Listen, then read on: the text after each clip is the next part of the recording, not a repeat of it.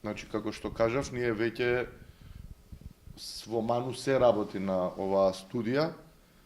Ние во наредниот период, до изработката на студијата, доколку има потреба, уште еднаш ќе се видиме со представници на НОПАСАРАН и на БЕК, но најдобро би било да ја почекаме студијата која што ќе изготви Ману, која што потоа ќе искористиме како основа за изработка на новите правила за снабдување со топлинска енергија. И при оваа прилика уште еднаш ќе користам да истакнам дека оние 53.000-54.000 потрошувачи кои до сега беа приклучени со новите правила и редовно ги плаќаат своите сметки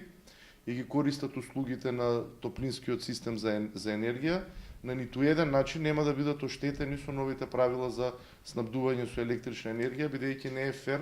оние кои што досега биле редовни потрошувачи, коректни потрошувачи, да го поднесат товарот за некои други потрошувачи кои што биле исклучени од системот. Значи, како и да решиме за исклучените потрошувачи, тоа нема да биде на терет на останатите потрошувачи, кои што се веќе приклучени. Кои се очекувањата кога ќе